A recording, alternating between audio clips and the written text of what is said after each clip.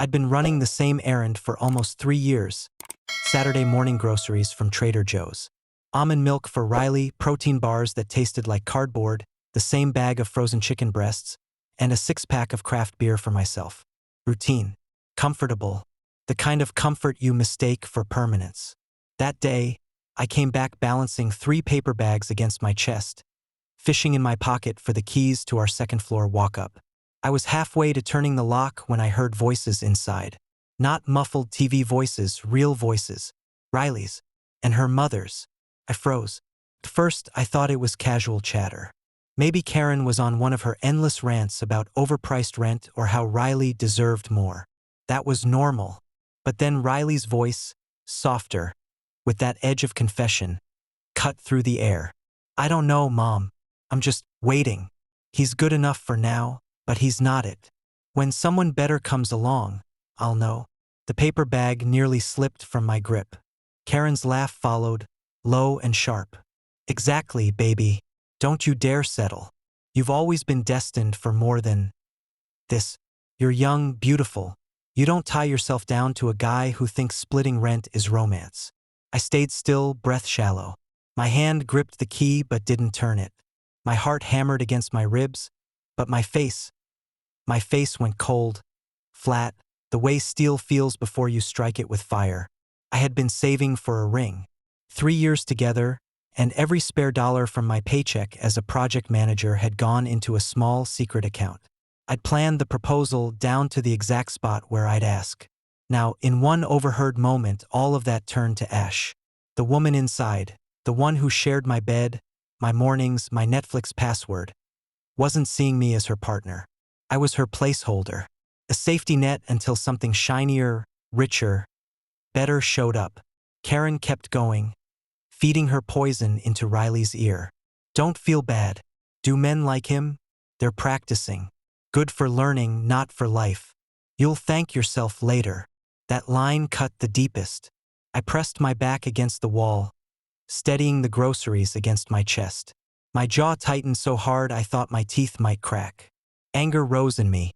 Not wild or reckless, but slow, sharp, like someone dragging a blade across a whetstone.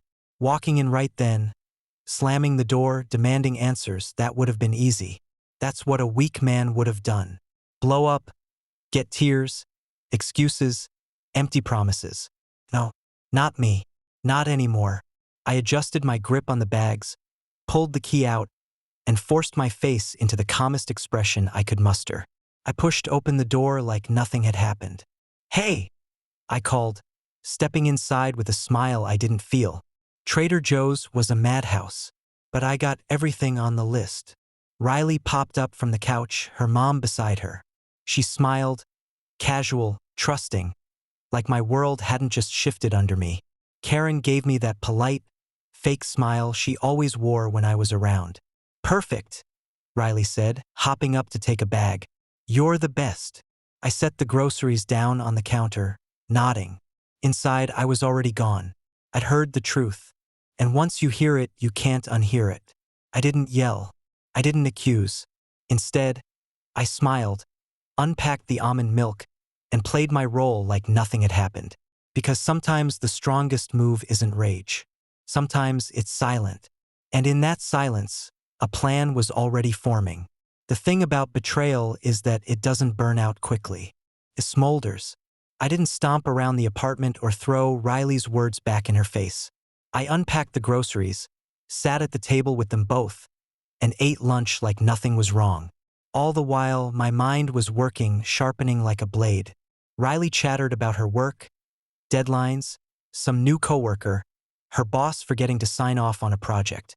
Karen offered her usual commentary about how Riley should have gotten promoted already. I nodded in the right places, chewed my food, and tucked away every ounce of anger where it couldn't be seen. Because the best way to leave someone who thinks they're using you is to make them believe they're in control right up until the moment the ground disappears beneath them. That afternoon, I suggested something small, almost casual. "Hey," I said, stacking our plates in the sink. "The lease renewal's coming up next month, right?" The landlord dropped off the new paperwork in the mail. "I figured we should get it signed now so we don't forget." Riley didn't even blink. She trusted me completely. Why wouldn't she? For 3 years, I'd been the steady one, the guy who paid on time, cooked dinner, kept the fridge stocked, even changed the batteries in the smoke detector before it chirped. I was dependable, reliable enough that she didn't even think to question me. She smiled, brushed her hair back and said, "Sure, babe, hand it over." What she didn't know was that earlier that morning, before groceries, I'd already stopped by the leasing office. A quick chat, a forged smile, and the property manager handed me the paperwork. All I did was shuffle a couple of pages, add a signature line where mine used to be, and make sure Riley's name was the only one that bound the contract. I slid the papers across the table with a pen. She skimmed the first page, maybe the second, then scribbled her name in blue ink. Done. No hesitation. As she signed, I felt a strange calm spread through me. Not triumph, not yet. Just clarity. I wasn't going to beg this woman to love me, or stick around long enough for her to replace me with someone better. No, I was making sure that when I walked out, she'd feel the weight of what she thought was disposable. "Thanks," I said, folding the paperwork neatly into a manila folder. "I'll drop it back at the office Monday." She kissed me on the cheek. A simple, routine gesture. She had no idea that kiss meant nothing to me now. No idea she'd just taken full responsibility for a $1,200 rent bill that neither her mother nor her flaky promises could save her from. That night, we watched Netflix like always. She curled up beside me, legs draped across mine, as if the words I'd overheard earlier weren't echoing in my head. Karen eventually left, and Riley drifted off on the couch. I sat there in the dark, her weight resting on me, and thought about all the Saturdays I'd imagined a life with her. Kids, a house, the ring I'd been saving for. All of it is gone. She thought I was a placeholder. She thought I was practicing. Fine. She was about to learn what it felt like when practice walked away. I shifted out from under her, careful not to wake her, and went into the bedroom. From the closet, I pulled out a duffel bag, shoved in some clothes, my laptop, and a few essentials. Just enough to get me through a couple of days. When I came back out, Riley was still asleep on the couch, mouth slightly open, the glow of the TV flickering over her face. I paused, staring at her, waiting to feel the heartbreak I thought would come. But all I felt was anger, hard and steady, carrying me forward. I left the duffel by the door. Tomorrow I'd call Dylan. Tomorrow I'd set the rest of the plan in motion. Tonight, I'd let Riley sleep, dreaming her sweet little dreams. Because by the time she woke up on Tuesday, I wouldn't just be gone. I'd be free, and she'd be trapped in the lease she so blindly signed. Sometimes revenge doesn't need screaming matches or slammed doors. Sometimes it starts with a signature and silence.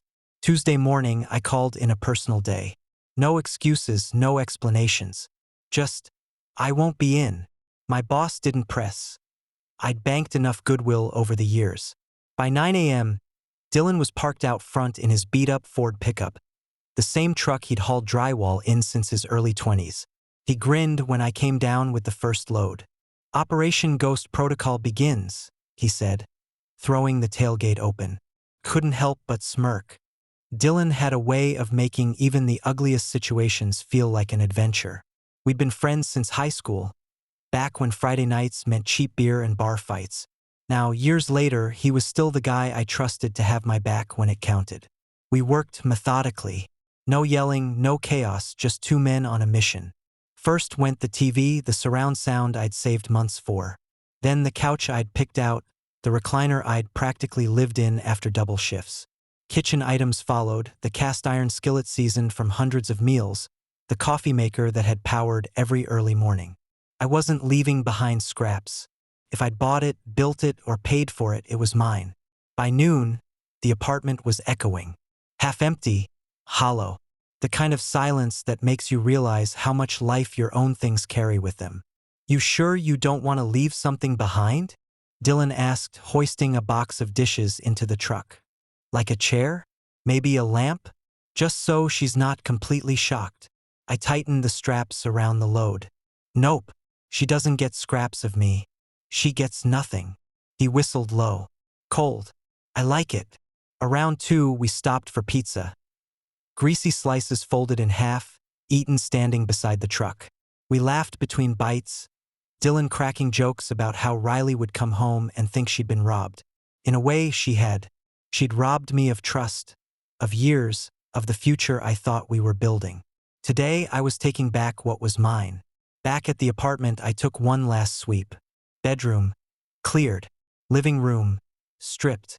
Kitchen, bare except for the cheap toaster Riley's mom had given her. Even the shower curtain came down. Petty? Maybe. But I wasn't leaving behind pieces of my life for her to pretend were hers. I stood in the doorway, a duffel bag slung over my shoulder, and let my eyes rest on the emptiness. For the first time in days, my chest felt light. The weight of betrayal was still there, but now it was laced with something sharper. Freedom. You ready? Dylan asked, jingling his keys.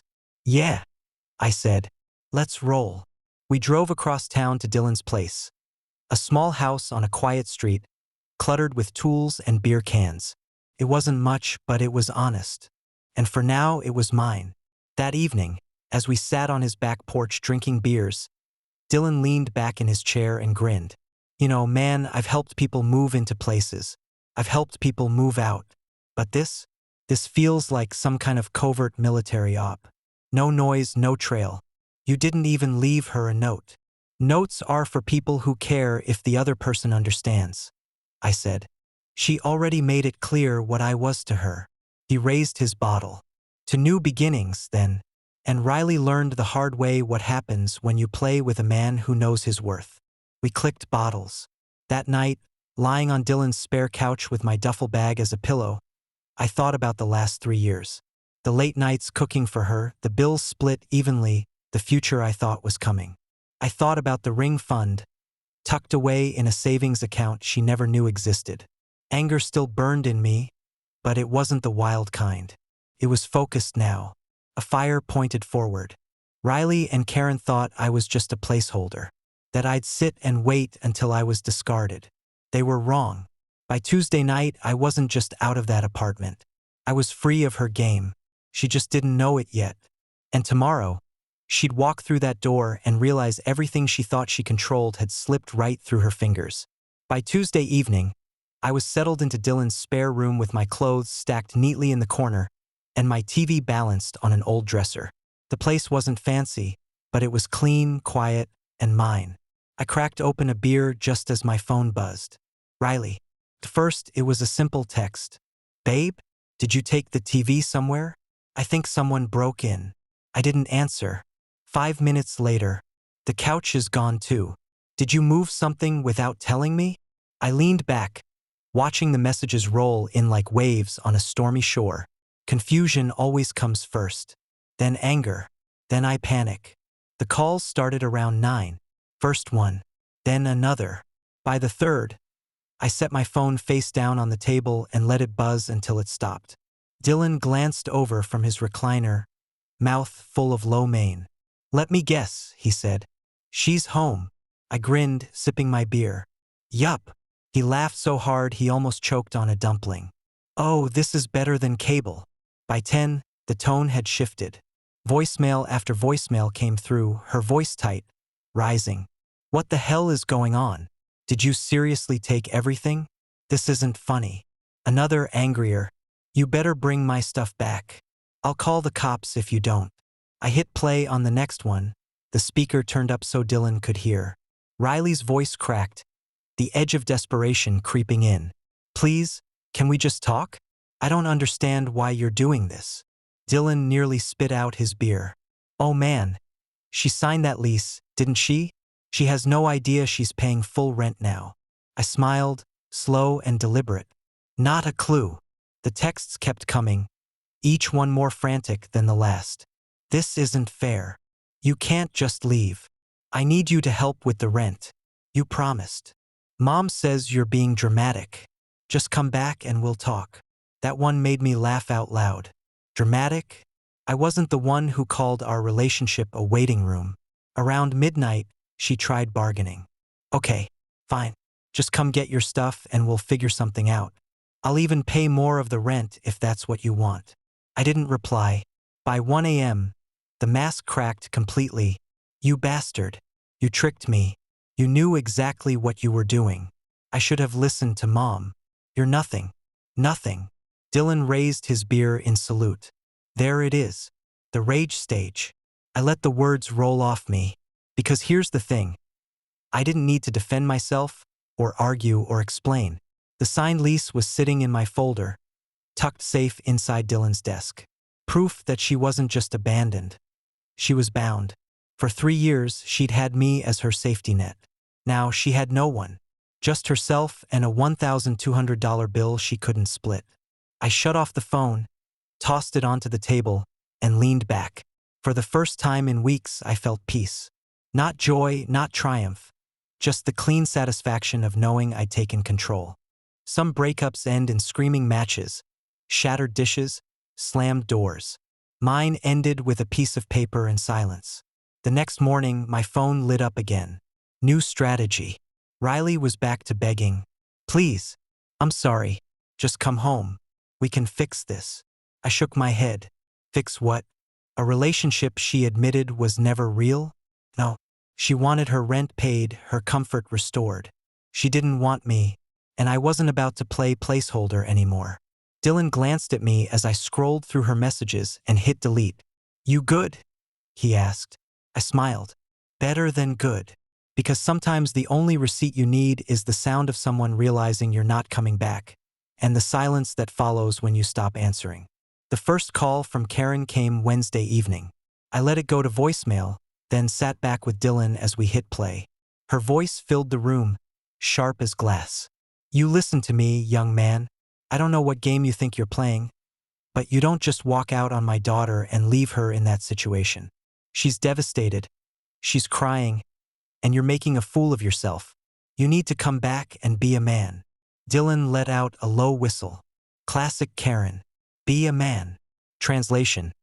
Come clean up the mess she and Riley made. I didn't call back. An hour later, the phone rang again. This time I picked up. Hello. Her voice came fast, clipped. What the hell do you think you're doing? You tricked Riley into signing that lease. Didn't you? Do you realize how cruel that is? She's your girlfriend. Ex? I said flatly. Karen sputtered. Don't you dare use that word. She loves you. She's just young. Figuring things out. I cut her off. I heard everything, Karen. Saturday morning. At the apartment. I know what you told her. I know exactly how she sees me. So don't waste your breath pretending this is about love. Silence. Then a hiss of anger. You're overreacting. That was girl talk, nothing more. You're supposed to rise above, not act like some petty child. Funny? I said, keeping my voice calm. Because I don't feel like a child. I feel like a man who finally stopped wasting his time. She tried guilt next. You owe her. You built a life together. She counted on you. No, I said. She counted on me until something better came along. And you coached her to think that way. So now she can count on herself. Before she could fire back, I hung up. Dylan slapped his knee. Damn, man, that was poetry. You left her swinging in the wind. I shrugged. But inside I felt something I hadn't expected. Relief. For years, Karen had hovered over our relationship, always whispering that Riley deserved more. Now, her words had finally cost her daughter everything.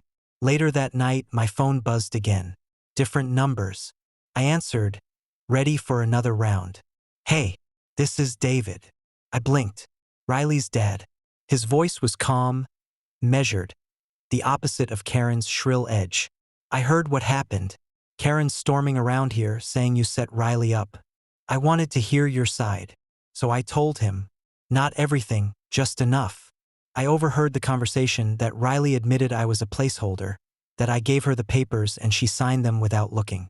When I finished, David sighed heavily. I can't say I'm surprised.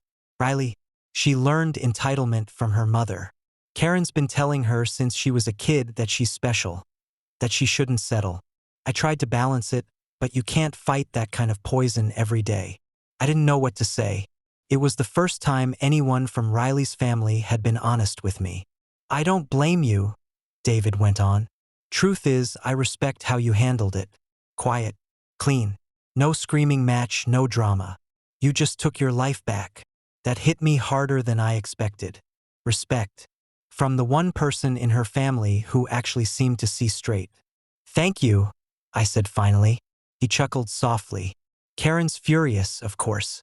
She wants me to call the landlord, see if we can get you back on the lease. I told her no. Riley signed it. She's an adult. Actions have consequences. I leaned back in my chair, letting his words sink in. For years, I'd felt outnumbered, Karen pushing, Riley drifting, me holding things together. Now, for the first time, someone from that side wasn't just acknowledging the truth. He was standing beside it. Look, David said, lowering his voice, I know you don't owe us anything, but I wanted you to know. You've got someone in this family who understands. We talked a little longer about nothing important, football, work, the rising rent in town. When we hung up, I sat in silence for a moment, staring at my phone. Dylan raised an eyebrow. So which parent was it this time? Her dad, I said slowly. And he's not siding with her. He's siding with me. Dylan grinned. Well, damn. Didn't see that coming. Neither had I. But it felt like one more weight had lifted. Another thread cut loose from the tangle Riley and Karen had spun. That night, lying on Dylan's couch, I thought about what David had said. Actions have consequences. Riley was about to learn that lesson the hard way. And for once, I wouldn't be the one paying the price for her mistakes. By the end of the first week, Riley was still blowing up my phone.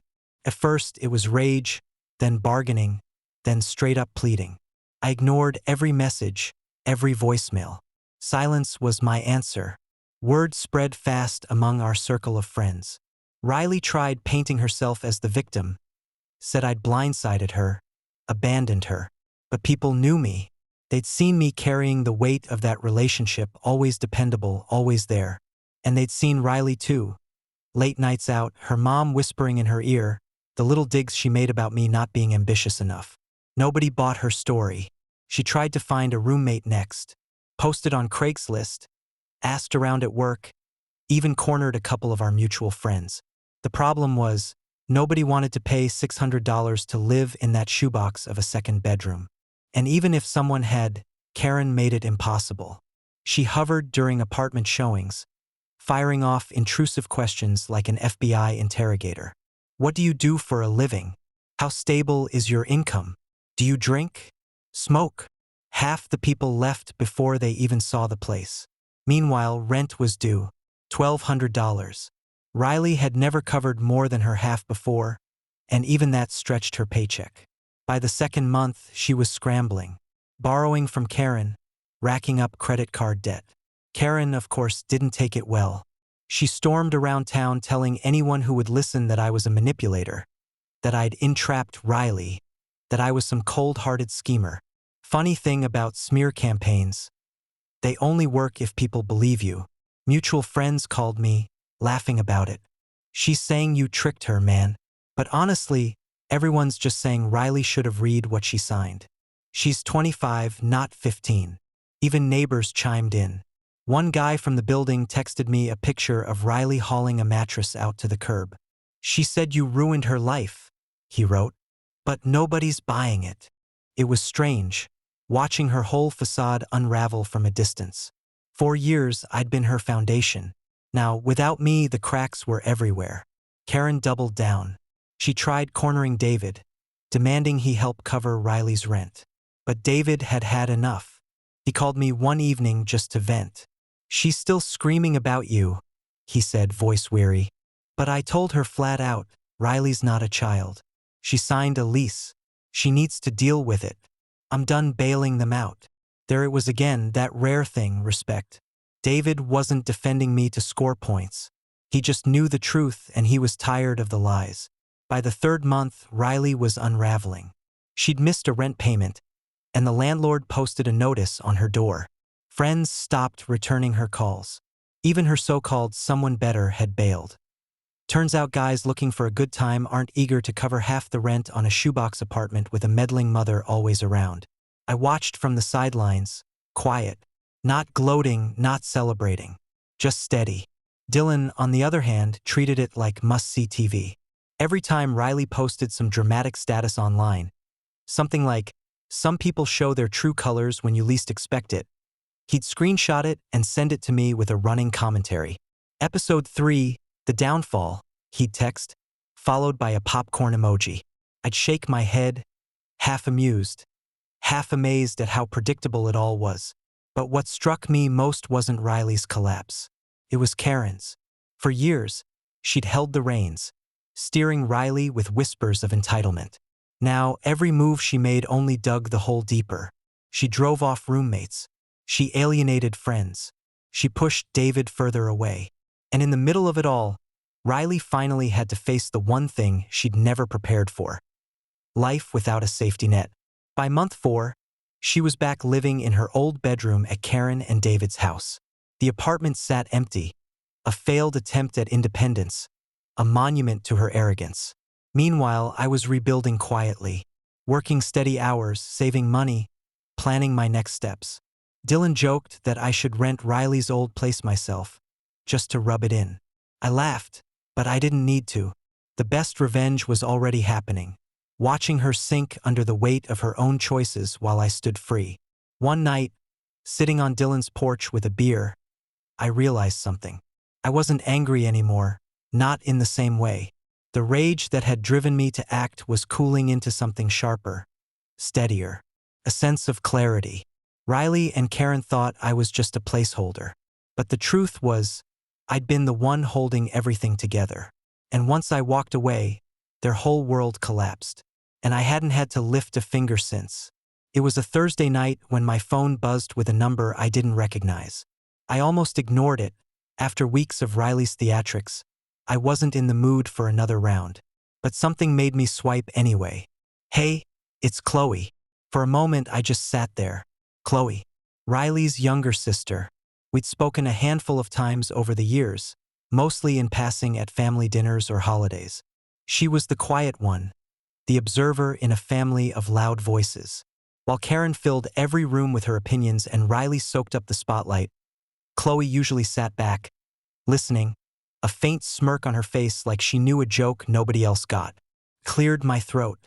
"Hey, what's up? I wanted to check in," she said softly. "I heard about everything. Mom's been ranting nonstop. Riley too. But," she paused, "I just wanted you to know I don't buy their version. I saw how things really were." Her words landed heavier than I expected. For weeks, I'd been painted as the villain in Karen's narrative. To hear someone, especially Riley's own sister, say they saw the truth felt like a breath of fresh air. "Appreciate that," I said. "Really?" There was a pause, then a chuckle. "And, for the record, watching Riley panic over rent has been, well, let's just say I've been grabbing popcorn." That made me laugh, the first genuine laugh in days. "Dylan's been saying the same thing." "Smart guy," she said. We ended up talking for nearly an hour about work, about family drama, about how exhausting Karen could be. Chloe had a dry humor that cut through everything, and for once, the conversation didn't feel like a performance. No posturing, no games, just easy. After that, messages started trickling in. A quick text on her lunch break, a meme she thought I'd laugh at. Eventually, coffee on a Saturday afternoon. She showed up in jeans and a hoodie, no makeup, hair tied back, no pretense, just herself. We sat in a corner booth at a quiet cafe, and she leaned in. "You know, I always wondered how you put up with Riley and Mom. Every time we had dinner, I'd think, this guy has the patience of a saint." I smirked. Patience or stupidity, depends how you look at it. Chloe laughed. Really laughed. Not the fake polite laugh I'd gotten so used to with Riley. And in that moment, I saw what I'd been missing all along. Respect. Genuine, unfiltered respect. The weeks turned into months. Coffee became dinner. Texts became calls. Dylan noticed before I admitted it to myself. One night, as we were hauling lumber into his garage for a project, he shot me a grin. "So, how's it feel dating the upgrade?" I glared at him. "It's not like that." Sure it isn't, he said, chuckling. You've got that look, man. The one you had when you first met Riley, except this time you're not walking into a trap. I didn't argue because deep down he was right. Chloe was different. Where Riley demanded attention, Chloe offered presence. Where Karen manipulated, Chloe listened. She didn't see me as a placeholder or a paycheck or a practice run. She saw me. One evening, after dinner at a small barbecue joint, we sat in my truck in the parking lot. Chloe looked out the window for a moment, then back at me. You know Mom's going to lose her mind if she finds out, she said quietly. I shrugged. Let her. She's already been at war with me. What's one more reason? Chloe studied me, then smiled. You really don't scare easily, do you? I shook my head. Not anymore. She leaned over, kissed me softly, and for the first time since I'd walked out of that apartment, I felt something stronger than anger. Hope. The explosion came faster than either Chloe or I expected. It started with a Sunday dinner invite at David and Karen's house. Chloe and I had been seeing each other quietly for a couple of months, but word has a way of traveling. By the time we pulled into the driveway, Karen already knew. She opened the door with fire in her eyes. You have got to be kidding me, she hissed. You think you can humiliate my daughter and then slither in here with her sister? Chloe's jaw tightened, but she kept her voice steady. Mom, don't. Karen's face flushed red. Don't? He destroyed Riley's life, Chloe. He manipulated her, abandoned her, left her drowning in debt. And you think it's acceptable to be with him? This is disgusting. I stayed calm, hands in my pockets. Karen wanted a scene. I wasn't giving her one. Riley destroyed her own life, I said evenly. All I did was walk away. Karen spun on me, pointing a finger. You're a liar. You preyed on her. And now you're preying on Chloe, twisting her against her own family. Chloe stepped forward. No, Mom. I made my own choice. And honestly, it's the first time I've felt like my choice mattered in this family. That's when David's chair scraped across the floor in the dining room. He'd been quiet until now, watching from a distance. But he stood, his voice booming. Enough, Karen. The room went still. Even Karen blinked at the sharpness in his tone. David pointed at her. For years, I've watched you coddle Riley, excuse every mistake, every selfish decision. And now look where it's gotten her. Living back in her old bedroom, broke, bitter, blaming everyone but herself. Karen opened her mouth, but he cut her off. And now you want to drag Chloe into the same cycle? No, not this time. Chloe has a right to her own life, her own choices. And if she wants to be with him, then good. At least one of my daughters finally respects a man who respects himself. Chloe's eyes widened. I could see the shock in her face, but also relief. For once, someone in that family was backing her up. Karen was shaking, her hands clenched at her sides. David, how dare you? How dare I? He thundered. How dare you poison your daughters, pit them against each other, and call it love? You've been so busy trying to control everything that you've lost sight of what matters. Riley doesn't need rescuing. She needs to grow up. And Chloe doesn't need smothering. She needs freedom. Karen's lip trembled, but no words came. David turned to me. His voice softened, but his eyes were steady. You've handled this with more dignity than I expected. I don't agree with how it all played out, but I respect the way you carried yourself. I nodded. That's all I needed. From the couch, Dylan, who Chloe had insisted on bringing because, as she put it, you'll need backup, whispered like a sports announcer. And that's the knockout punch, ladies and gentlemen. Karen shot him a glare sharp enough to cut glass, but Dylan just grinned wider. The rest of dinner never happened. Karen stormed off to the bedroom, slamming the door. Chloe and I left soon after, David shaking my hand firmly at the door. As we drove away, Chloe exhaled slowly. I've never seen Dad talk to her like that. Maybe he finally had enough, I said. She nodded, then reached over and laced her fingers with mine. So have I. 8 months can change a lot. The apartment Riley and I once shared now has new tenants. I drove past it one afternoon, just out of curiosity. A young couple was hauling in furniture, laughing, carrying boxes together. It didn't sting. It just reminded me how far I'd come. By then, Chloe and I were living together in a modest two-bedroom on the other side of town. Nothing fancy, but it felt like home in a way that apartment never did. She filled the space with warmth, not demands. We built routines together, late-night tacos after her shifts, quiet mornings with coffee, weekends fixing up the little backyard garden. For the first time in years, I didn't feel like a placeholder. I felt chosen. Riley, on the other hand, had moved back into her old room at her parents' house. Every time I ran into someone who knew her, the story was the same.